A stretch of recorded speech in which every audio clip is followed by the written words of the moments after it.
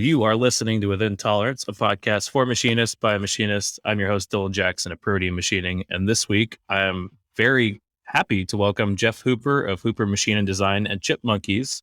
Welcome, Jeff. I'm really happy to get to catch up. It's been, 6 years or 4 years or something like that? Well, the last time we saw each other was in front of the Haas booth. So we're talking pre-pandemic. Yeah. I can't remember if it was 2016 or 2018 IMTS, but it's been a while. It's really good to see you and hear you, and welcome to the show. Yeah, it's good to see you too. So what does Chip Monkeys do? What does Hooper Machine and Design do?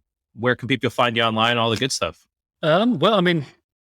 Hooper Machine and Design is just a job shop, very simple. We got a couple of mills and a lathe, and we manufacture anything that'll come through the door. Just about, if it fits in our machine, we'll quote it and give it a shot.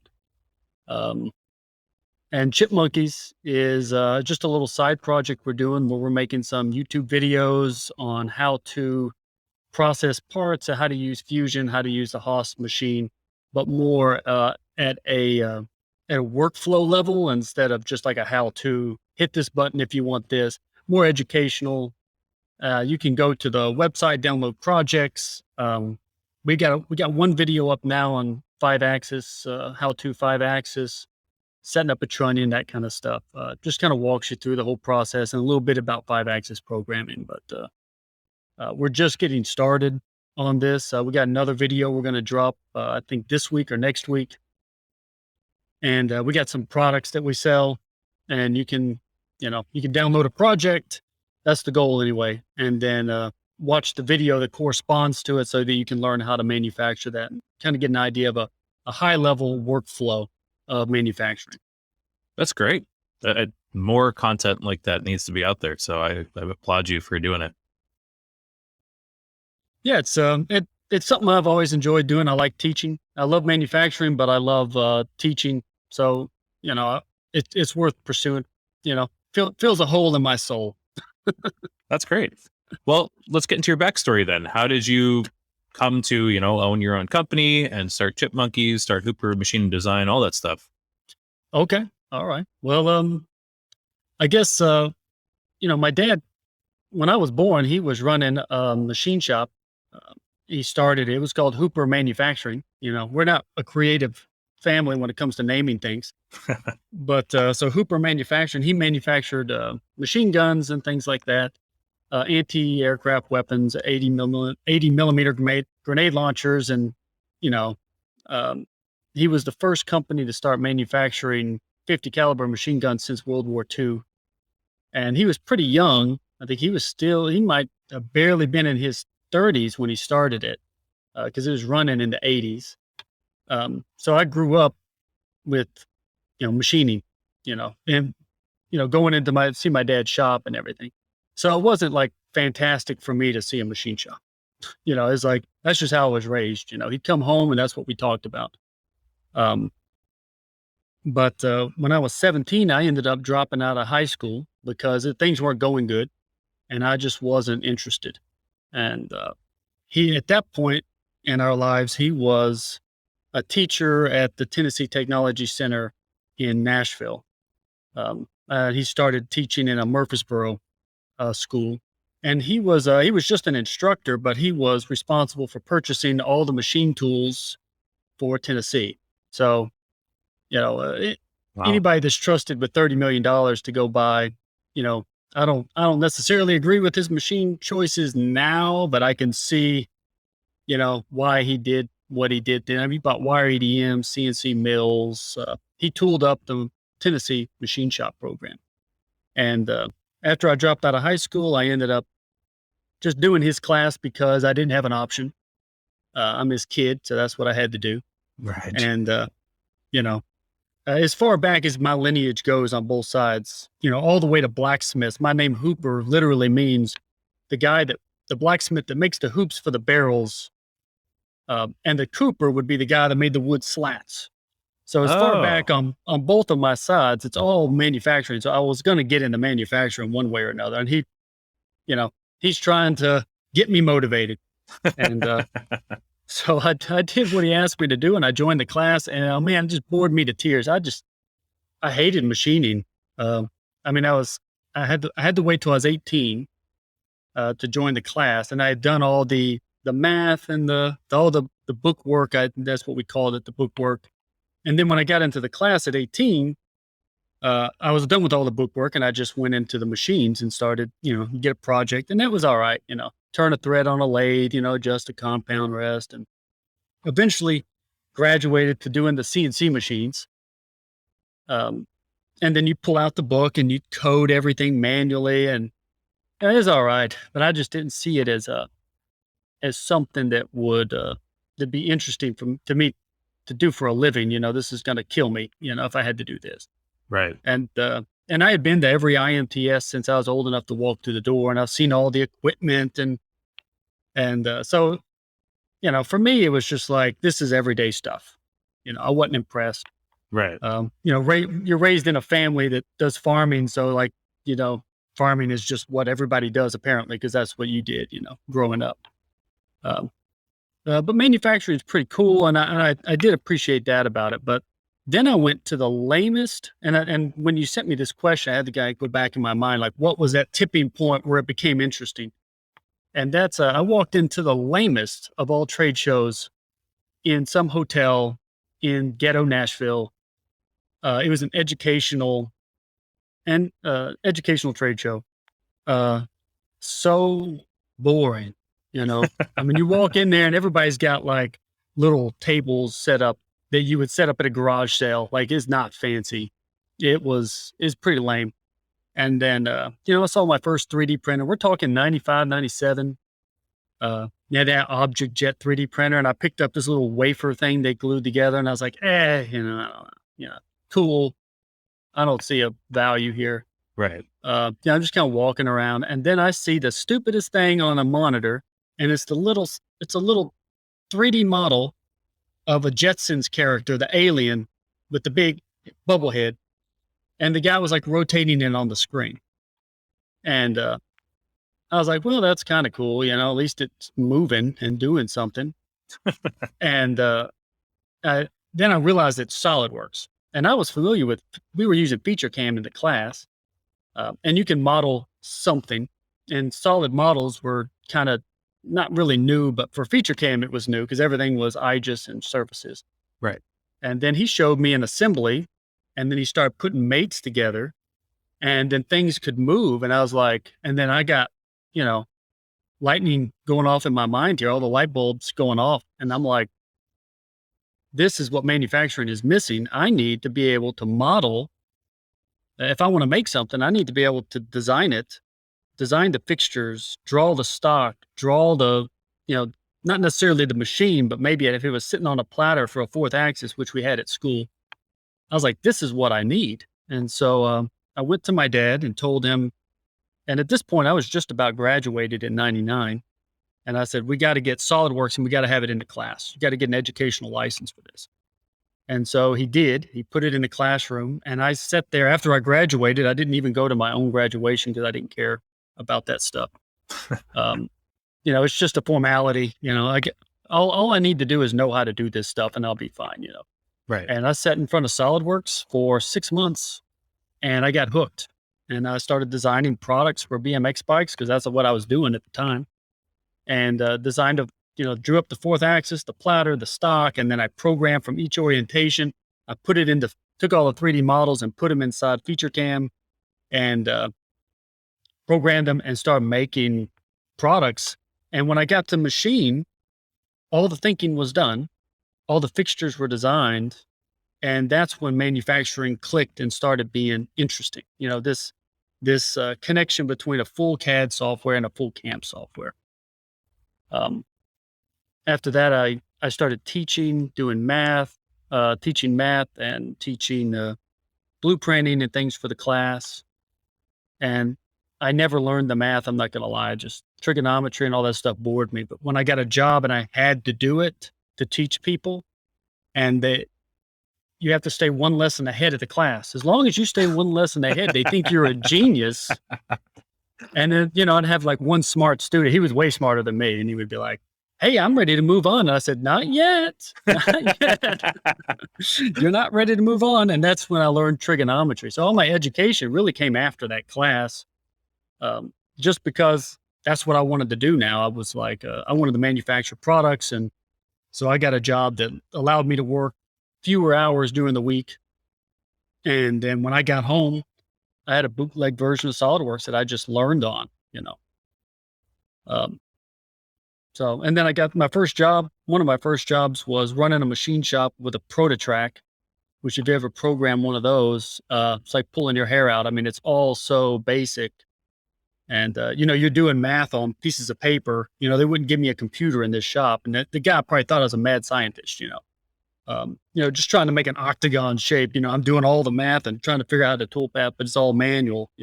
Right.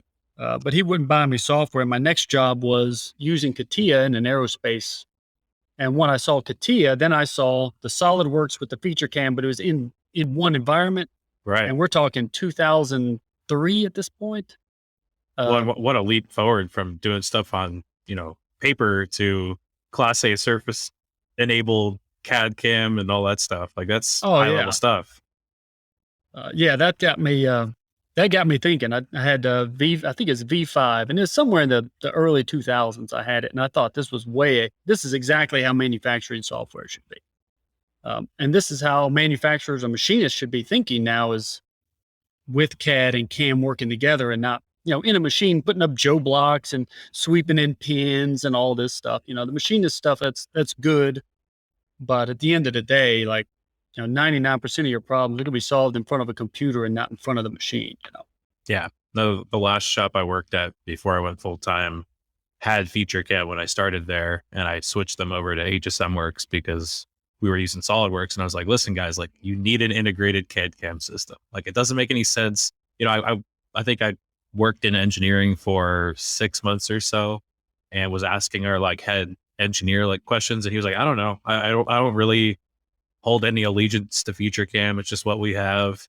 And I was like, okay, but like, we design everything in SolidWorks, then you have to import it into feature cam, and then anytime you make a change, you have to re-import it into feature cam. I was like, this is stupid. Like, let's get on the integrated bandwagon and move forward. And the second they saw that, they're like, oh, okay, yeah, let's do that. Yeah, you re-import it, and it's like, okay, well, you're a contour and you're roughing and you're a hole. You got to reassociate all that geometry when, it could just be instantaneous and automated. Exactly. So you went from this aerospace shop with CATIA. How did you get to your own shop? Well, I ended up moving to Chattanooga in about 2013, and I got a job as a guy that was running a R&D shop, and we made, basically, I just cut styrofoam all day for casting. Oh, and cool. It was really big parts, but I would just machine them, and then I'd have to calculate the shrinkage and all that for the casting process. But they're big valves and everything from Mueller. And that job was a blast. And because it's R&D, there's no time crunch. They're like, as long as we get it done this year, we just got to develop technology. And that's all we need to do. And so it was real laid back, and I had time to kind of educate myself more on software. And that's around the time that Fusion 360 started coming out. So I got on the beta versions of those because they had bought Mastercam. And to me, that just, it's such a big fat waste of time. Back then, I mean, I know people love it and it does fantastic toolpath, but getting to that point, it made me wish for death. It just wasn't, I mean, great post processors, lots of money. And so when I saw the beta version of Fusion, I jumped on that. I just thought I could start my own shop at some point. And now you got three ways you can start a shop, really. One is you have a product that you want to manufacture, which I really didn't. I just wanted to have my own shop. But if you got your own product, you have to buy the equipment and the machinery and the software and everything that can manufacture that product. So you're kind of locked in on the equipment you need. Right. And, or you got a product like, Seth was talking about. He had to machine something where he knew he was going to be in that industry. he was going to be holding those tolerances. He had to have that equipment, and it's expensive like that. But for me, I just wanted to start just a general job shop. Um, and I had a goal of just starting the cheapest shop known to man. If I was going to break a record in the world, it was going to be, how do I start a machine shop dirt cheap and keep myself out of debt and out of trouble? And we were living in suburbia, and I was like, well, I'm just going to buy a CNC machine, put it in the garage. And I had no money to my name. And I was working with a friend of mine, and he had designed this little thing. He's like, I need 1,000 of these little plastic parts. And I was like, okay. And he's like, and they're $3 a piece, you know. So the job at the end, I would have made $3,000, but I didn't have a machine or anything. So I stayed after at work and then made them from Friday to Saturday straight, like 32 hours straight. Oh my goodness. At the end, I couldn't feel my hands, and I was delirious, from staying up and running a machine that long. But then at the end of the job, I went up and delivered it. They were happy. They gave me $3,000. So I found a CNC machine. I looked at a mini mill and a Tormach, and I was like, well, I want to be a real machine shop. I don't want to dabble. I need to be able to hold a big piece of steel and cut it. Right. So a Tormach wasn't going to get it. And a mini mill was so small, even though it could probably cut a piece of steel, I'd be cutting one piece at a time for the rest of my life on this little thing.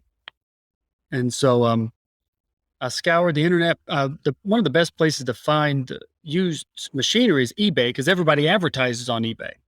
But nobody buys a machine on eBay. You find out who's selling it and you contact them directly, and then you negotiate, Right. And so I found this, I knew I wanted single phase, because I didn't want to drop 10 grand or $7,000 on a phase converter, because I'm trying to be cheap. And who knows if it was going to work. And I found the CNC machine, a TM2P, a Haas.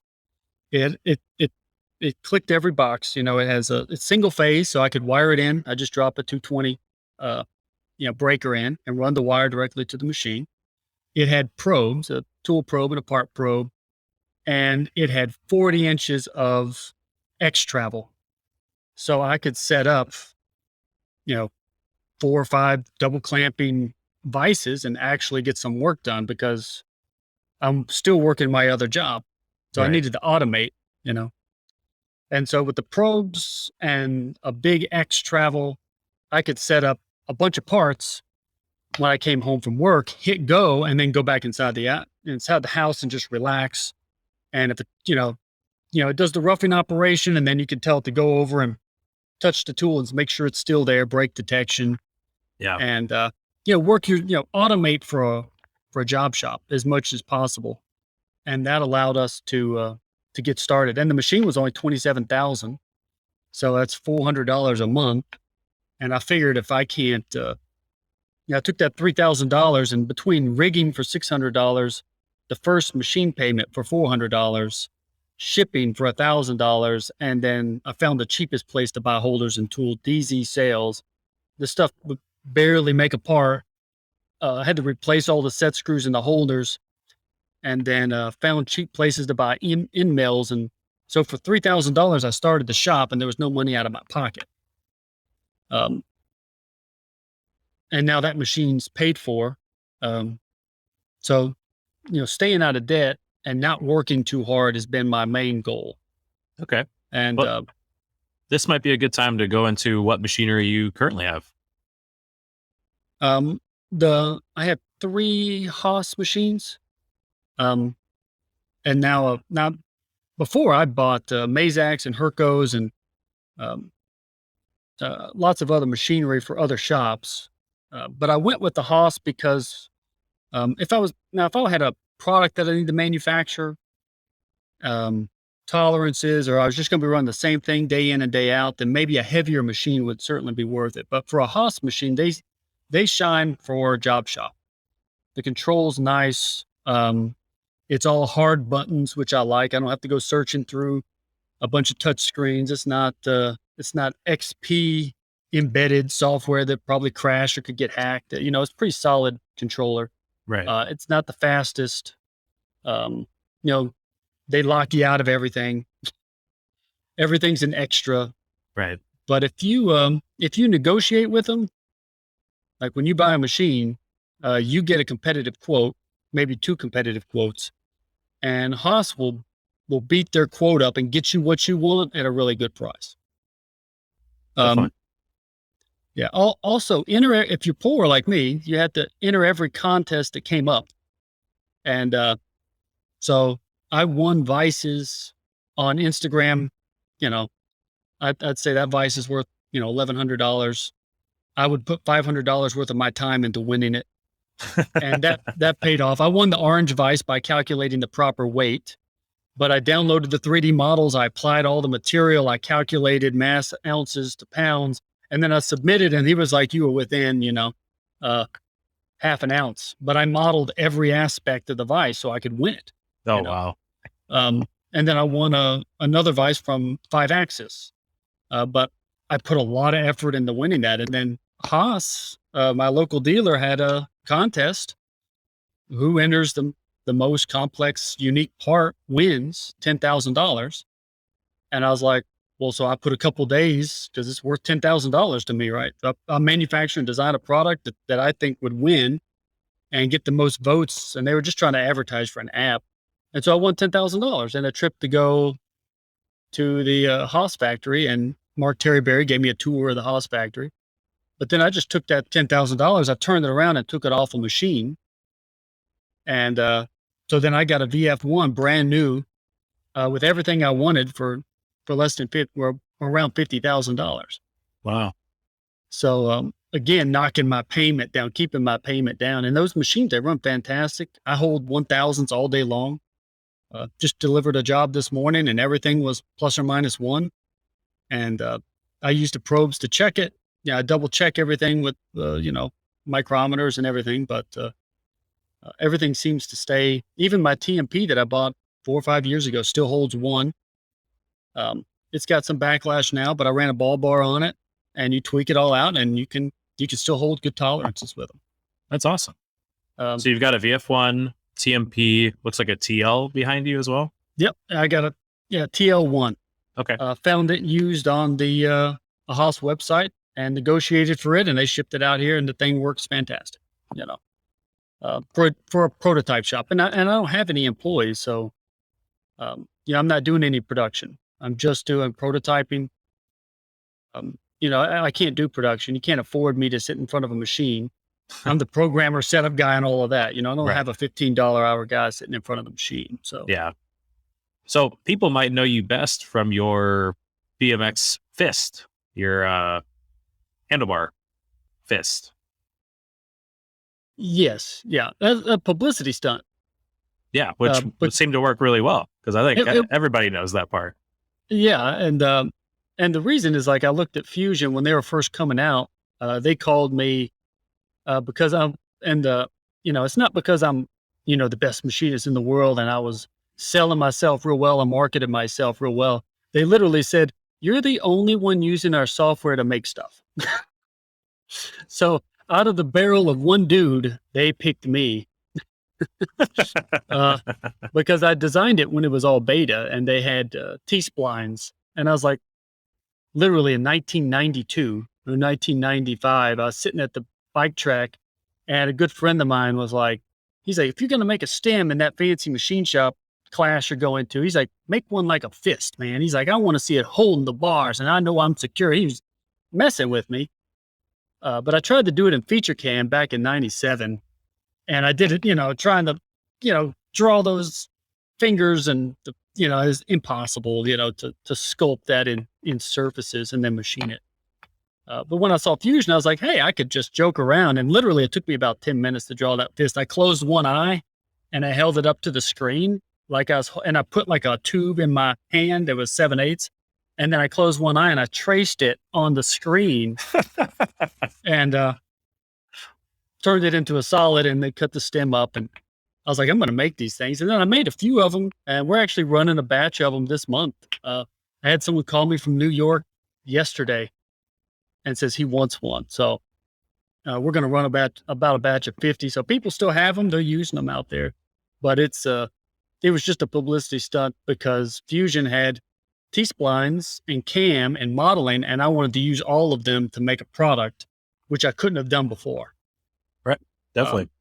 And so yeah. that's under the Backhand Bikes name, right? Yeah. I Okay. had started Backhand Bikes with a friend of mine, and he ended up passing away, gotten real sick. And so it was no sense keeping Backhand Bikes going because there's no way I could have done it by myself. But we designed some other products for other bike companies, and we had a good time while we did it. Yeah, because But I was trying to remember what your Instagram handle was before Chipmonkeys, and I was like, man, I know I don't think it was Hooper Machine and Design, and I was like trying to think, but yeah, the fist reminded me. So that was the first product of yours that I saw, and I think, like you said, that was the first T-spline product that I saw from Fusion that I was like, oh, this is not just like, an add-in that doesn't make any sense. Like, it's an actual pretty cool feature. oh man, well, if that's what you got from it, that's what Autodesk wanted you to get from it. Well, that kind of brings us into some of the questions that I had on here, because if you look at your Instagram, you do all kinds of oddball jobs. So I had the question, how do you get all these oddballs? I mean, you've got some like machine statues that look like they should be casted. You've got, clear lenses, things that I think most job shops don't touch or don't even know is out there as work. It seems like you get to do. So how do you find all these? Well, I mean, you just answered it, right? They don't touch it. And years ago, like right when I started my business, I went and built my website, and a shop called me, and they said, "Hey, we're stuck. We got to have these things done in the morning." And I'm getting off work. It's like 5 o'clock. He said, "We got to have these things done in the morning." And they're window panels for a speedboat, a racing boat. The panels that come up on the side, and they're all 3D. I don't know why they did them, but they did. And I walk in, I got like a little English riding hat. I look like I just got on a plane, came from, Britain, and I had a little MacBook Pro, not a MacBook Air, little MacBook Air. We're talking about 2014. I got Fusion on it. I walk in there, I don't even have a charger. And I walk into this machine shop, and they're all rough looking. I mean, they all work in the machine shop, and it's a rough looking shop. And they got this thing up on the machine. And so I sit down, I open up my little laptop and pull out my mouse and my little 3D controller here. And I start programming all the machines in their shop. And then about 2 a.m. or 3 a.m., I close it. I pick it up. I walk outside the door. I say, good luck. You guys can run those things. And after that, I made an impression on them. Like this little dork, this little geek comes in, programs all our machines, and they were using EdgeCam, and it looked like from the 90s. There's no way they were going to do this. Right. And after that, anytime a weird job came in, and even to this day, I mean, it's been several years ago, 8 years ago, or not 8 years ago, but 6 years ago or so, the word is spread from me doing stuff like that around Chattanooga, where if a job comes into a shop, like the Dark Sabers, an 18-year-old kid's like, I want to make these Dark Sabers. And so he walked into a shop, and they're like, we ain't going to touch it because it's a rabbit hole. We're not going to go down. That's too much time. He comes in my shop, and he's like, can you do this? And I said, yes. Do I want to? No, I'm going to lose my bacon on this. I know I'm going to lose money on it, but I love it. I want the challenge. And I'm like, okay, like and he crowdsourced the project. Everybody, like all these cosplay guys were like, we want an aluminum, Dark Saber from the Mandalorian. Right. And so we figured out how to do it. And I just treated my 5-axis mill, which is basically the TM2P with a trunnion in it. So I got probably $50,000 in a 5-axis mill. And I just treated it like a 3D printer. And I'd go up there and I'd, dovetail a part into and then it would run for like an hour to make one component. So in a month, it's making $30 an hour on these parts, but it's completely automated and I don't have to touch it. I just pull the chips out and throw another part in and hit go, So I got all those projects because everybody turns them down. And I'm just a guy that doesn't want to say no because I look at the challenge and I want to do it. Right. And now I got that reputation in town as if he can't do it, nobody's going to touch it. That's pretty amazing. So, like, what about the drone submarine viewport that you made? Because that was absolutely gorgeous. Like, I can't believe how amazingly clear that is after polishing. So, like, how do you get a job like that? I guess one of the good things that we did, like we started a cheap shop. You know, everything we did, we tried to get the machine and pay it off so I don't have to kill myself. And one of the aspects of getting something cheap is moving into the business development center. It's called the incubator, and every city has one. And it's an industrial space that the government subsidizes so that you can go in, and you got a time limit. They pay for your electricity. And it's like $1,000 a month for rent, you know, so it's cheap. And I was right downtown Chattanooga, which was kind of a dream of mine. I was like, if I'm going to start a shop, it's going to be cheap. It's going to be downtown. It's a miracle that all of it worked out the way I envisioned it. Got a big bay door so everybody downtown could drive by, and I put the machine right in the worst position for, ergonomics or industrial design, like right in the middle of the floor, you know. But if you drove by, you could see a CNC machine working. And plus, everybody else in the incubator is all a startup. So they're making all kinds of weird stuff that some of it will pan out, some of it won't. But, it's a hub for catching all these startup companies, and they all do manufacturing. So putting myself in there put me in contact with companies like Western Electric, Branch Technology, which has some of the biggest 3D printers in the world, and, making all their weird odds and ends for all their weird techie startups for robots and stuff like that. And so getting in that building put me in touch with all these people. And from there, word of mouth spread that we were willing to do the weird stuff, you know. Okay. And what gives us the ability to do weird stuff is it kind of goes back to just knowing how to use CAD in conjunction with CAM fully, getting the full benefit, designing everything. And so you don't have to touch off a machine, you design it where you set your 0 once and everything from that part orients from those positions, really taking full advantage. If from early on I hadn't have done that, then I couldn't do this weird stuff. I got to know how to use CAD really. Makes sense. Definitely. What's been your favorite design challenge of maybe the last year? The statues were fun. There was some design in that, but mainly it was a sculptor who, there's a big car show that happens in Chattanooga, and people come from all over the world. I mean, like, the lead singer from AC/DC, he loves cars. So of course he's here. So there's like a lot of famous people that come in town. They show off their ridiculous cars.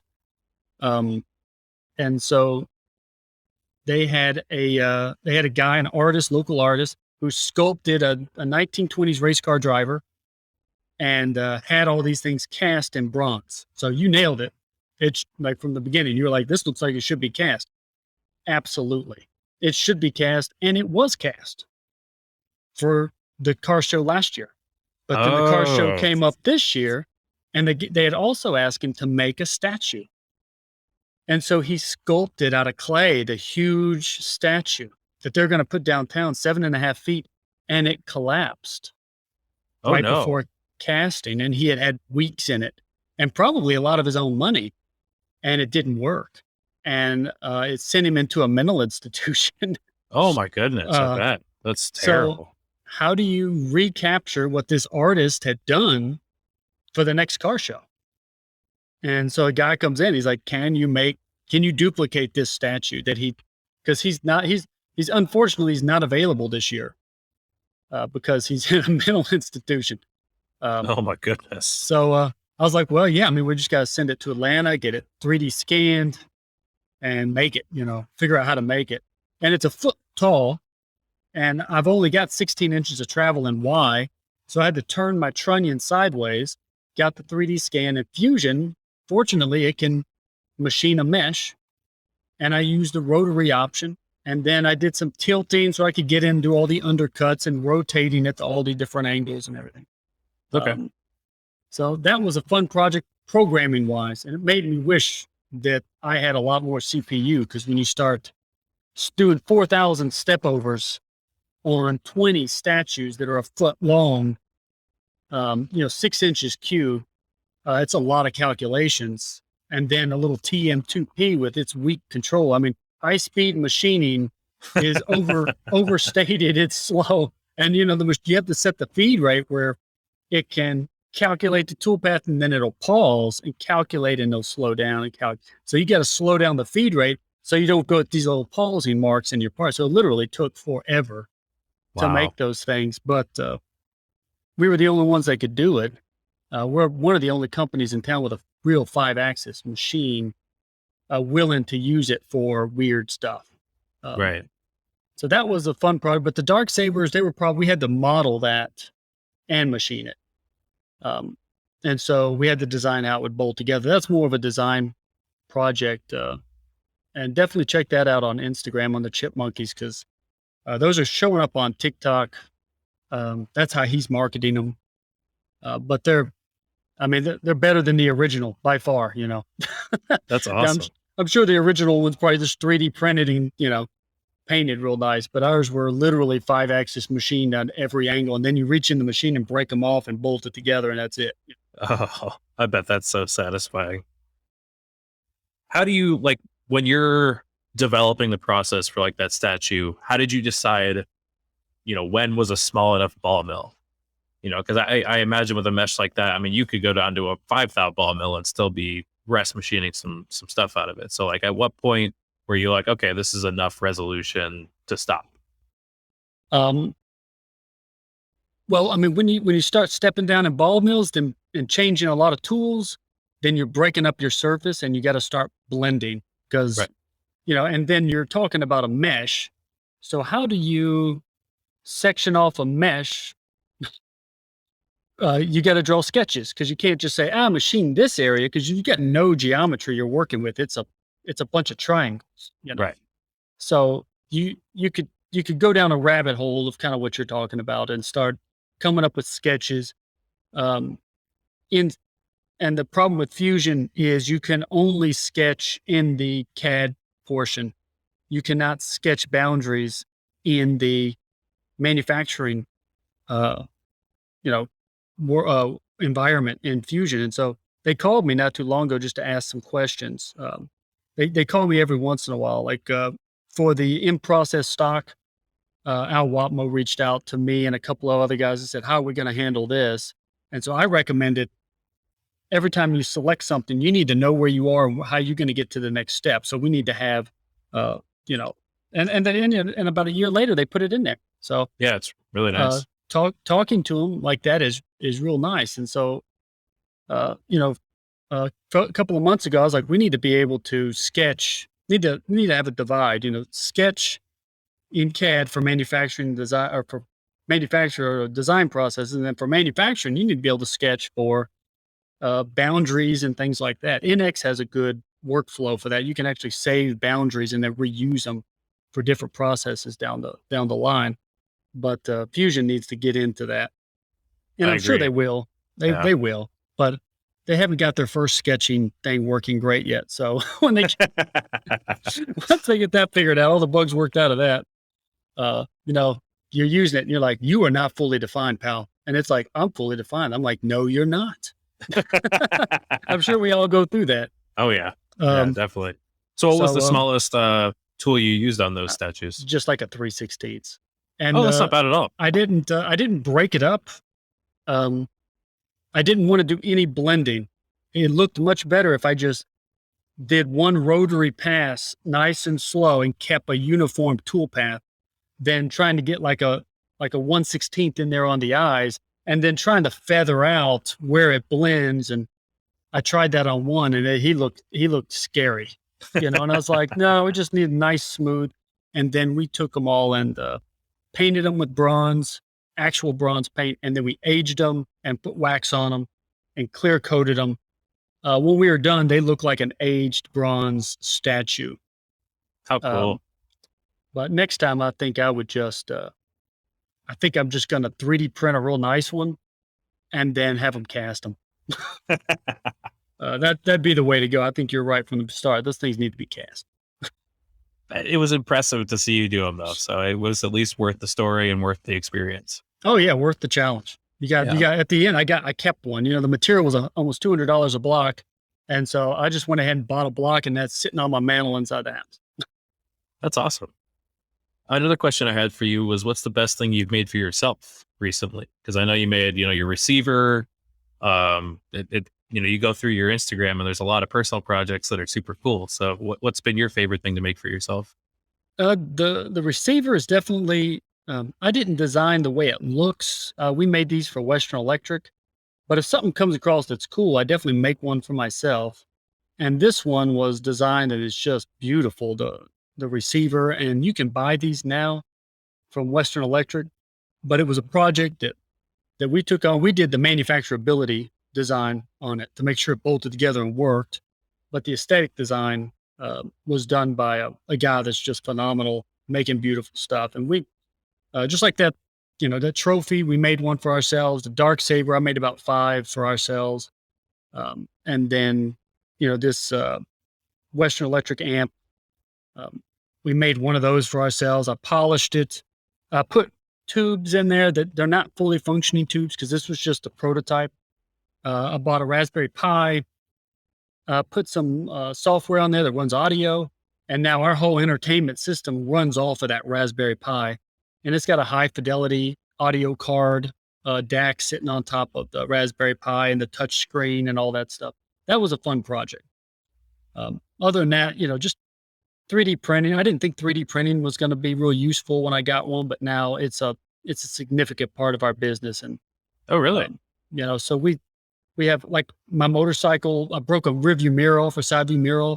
I designed it, 3D printed it, and then put it on there. And now I have a side view mirror that's just printed out of ASA and spray painted and sanded and glossed and looks like the real one, but it's just 3D printed. But we run production on 3D printed parts, prototypes, and we just have a couple of Ender 3s that cost about $160, and they've made us thousands of dollars, So how do you find 3D printing work? Because that's something, I've gotten into 3D printing, but I've only seen like 3D hubs or something like that. I've never actually had a customer be like, hey, I want this 3D printed. And maybe it's because of the customers I keep, but how do you find 3D printing work? Everything that I do comes through my website, and I built my own website. I took pictures and I used the software on Mac and built that. And then it just, I make sure I make a page for each thing that I do. So instead of just putting on my one page and just saying, these are all the things I do, I make sure I build a separate web page that falls under a folder that Google crawls, and it'll say, one will say antique automotive, reverse engineering, 3D printing. And the way Google crawls it, if someone types in 3D printing in Chattanooga, it's going to hit my site before it hit anybody else's, just because I set the website up to capture that. That, as well as, all the companies I've ever worked for, they're all my customers. And so they know full well what I'm capable of. And so, I worked for Mueller as their R&D guy. And so now I get a lot of 3D printing work from them. And there's other companies that we do prototyping work before we make the product. They want to see it work. Maybe it holds a glass bottle. We do a lot of work for Jack Daniels. Oh, cool. But we 3D print all the fixtures. We take it down and it has to fit a glass bottle within a particular tolerance. And so we 3D print it. And the Ender 3s, they hold ±5 all day long, if not closer. And a lot of, like, X and Y. Right. Z, not so much, but X and Y, they hold good tolerance all day. And so if it fits the bottle, then when we machine it, it's going to fit. And so the 3D printers become instrumental in a lot of our business. That's great. Have you done any modifications to them, or are they pretty bone stock Enders? Just changed out the hot ends to make sure we can get it hot. We need to be able to get real hot. But other than that, one of the biggest upgrades is just updating the motherboard, so it's got a better processor and sends more data to the steppers, and then that way you get a lot smoother path. But for the most part, they're pretty stock. We didn't do a lot, just the hot ends. Make sure because we run an ASA all day, and it's 260 Celsius and 110 on the bed. You got to run a little hotter than what they say on the beds Oh to get wow. them to stick and not to warp. But ASA is basically ABS, but it's just got a material in it that keeps it from warping in the sunlight. It's UV stabilized. Okay. So that's just our go-to material now because it's strong. It's got good layer adhesion and it won't warp if you let it sit in the sun. Like PLA, you hang something up on your mirror and you come back in as it's all. Right. Yeah. So does that mean it also doesn't warp off the bed as much as ABS? Oh, it will warp off the bed like crazy unless you run it hot, right? Okay. And the more infill you put in, the more it's going to warp. Right. Especially on the bottom layer. So if you keep the bottom layer pretty thin, then it's not going to warp too much. And then you keep the side walls and the top walls real thick, and then you're not going to see much warping. But yeah, you got to keep it on the bed. You got to keep it really hot. Hot as that thing will get, and you got to use a lot of hairspray. I don't use any of that stick glue or any of that. Hairspray seems to do the trick, and then you just wash it off. Okay. Very interesting. Chief Bub, Alex Kern asked, are you in the market for a new machine and how will you justify the purchase? Now I get machine salesmen that come by all the time, and I had one from Makino come by. I think it was from Makino. He left his card here, and yeah, Makino, that's him. Came back in. They always insult you, Right. They come in and a good friend of mine used to be the distributor for Mazex in Nashville, and when I started, we were at IMTS. I think that year that I met you was one of his last years that he was ever going to do it. He's retiring. And we went out to his favorite pizza place and had a glass of wine and just chilling. And he's like, you're not going to start another one of those Haas shops, are you? And I'm like, well, I could buy your machine at 110,000 or I could buy a Haas machine for 55. Right. So yeah, the Makino guy comes by last week and he's like, hey, if you ever want to get serious, and get a Makino, you can. And I'm like, get serious. I've got 3 machines. 2 of them are paid for. And, why would I buy another machine if these things are still holding 1,000? They do everything I want to do, And Right. the Herco guy came in and yes, they all slide little things in there on Haas because they just don't like them. But these machines are fantastic. They run great. They hold tolerance. I don't have a maintenance ever. I don't take care of them because Right. I'm too busy. And, the TM2P, I've had it since 2014 and, it runs fantastic and holds one all day long, and it has a little backlash, but it had that literally the day I bought it because it was used. I'm pretty sure somebody wrecked it and messed up the stepper motor, but I programmed all that out of it and it works great. So I'm not in the market because my goal is to start a small shop, not hire anybody, work 3 days a week. I've got no retirement plan. My retirement plan is when I get there, I'm going to need to stay busy and work anyway. And so I'm just going to work in here at my own pace 3 days a week. I'm working, basically 3 days a week as it is now because everything's almost paid off in just a few years. So I don't see the need to go buy another piece of equipment that I'm going to have to work hard for and put someone in front of. I guess it just kind of goes against my plan. I I like don't want to that. die. I don't want to die, Right. No, I really like that. I think there's so much of that, grind culture and you've got to build $1 million business kind of thing from social media that we all, whether we absorb it or not, it's there and it's in our face all the time. So it's really nice to hear the counterpoint to that of just like, no, I just want to have fun and do cool stuff. Yeah, if I want to take off, I just leave. I got a little Thruxton back here motorcycle, and I just, I set a part up. I hit go. I've automated everything through the software. It probes itself when I show back up. It runs for an hour or something. I go for a motorcycle ride, come back, look at the screen. It says, this one critical dimension, it's correct. And it's the last part that I ran. I ran 4 parts at a time, and now I just take the parts out, throw new parts in there, and go ride again. I don't have to. I've automated job shop to the best of my ability, without robotics and all that stuff. That's amazing. That's really, really cool. Well, that brings us to shop news and new things. Anything new? You said you're producing a run of those stems. Where can people find that kind of stuff? Do you have any other products that you're spinning up?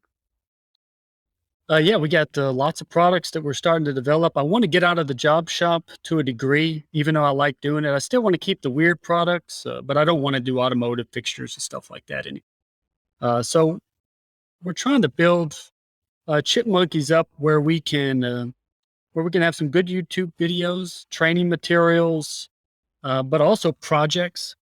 Because one thing I see as a big hole is, training for technology centers and colleges, and like, somebody needs to be able to say, what's the workflow on this product, and how do you get the most out of using Fusion instead of going around and piecing it all together. Just watch a video that says this is our workflow. This is how we design the jaws. This is how we produce the part. This is how we program it out in CAM. This is why we picked all these strategies, and then they can go download that project and do it themselves.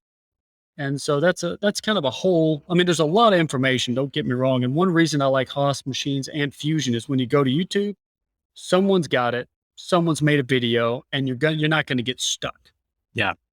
But before you get stuck, how do you learn the overview, right? How do you learn manufacturing?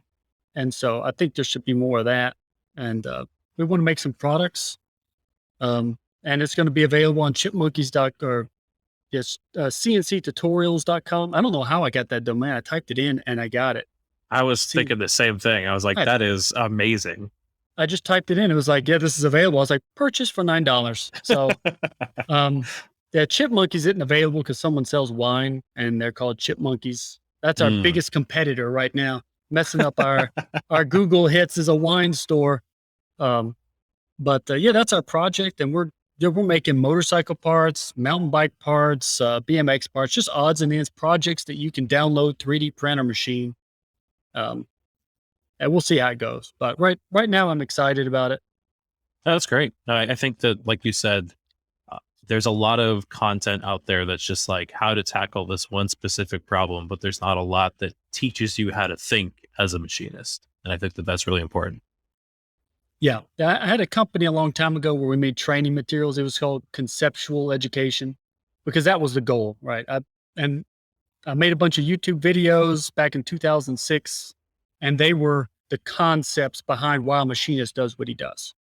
And they are impossible to watch. They're horrible. They're 3D animated from the beginning to the end, and they miss that personal aspect of being able to look someone in the eye that's doing it.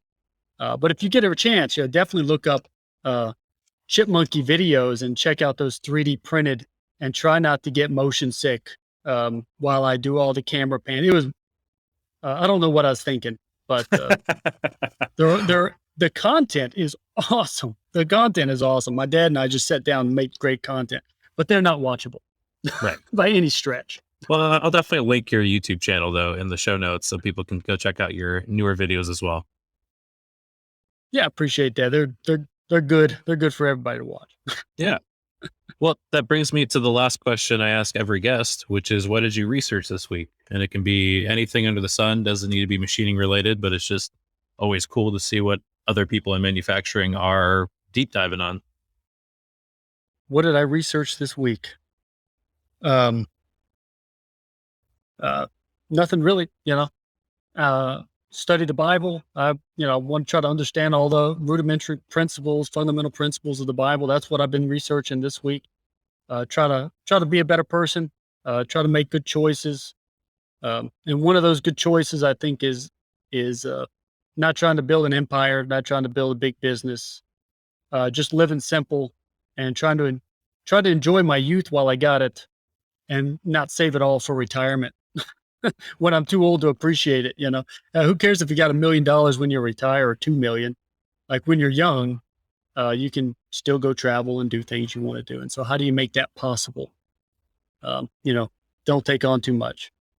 Yeah, no, I think that's a really refreshing viewpoint. And I'm very happy that you've come on the show to share that, because like I said, I think that's very, very much missing in today's society. So I really appreciate that.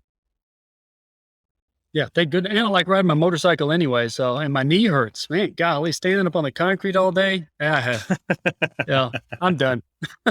Definitely.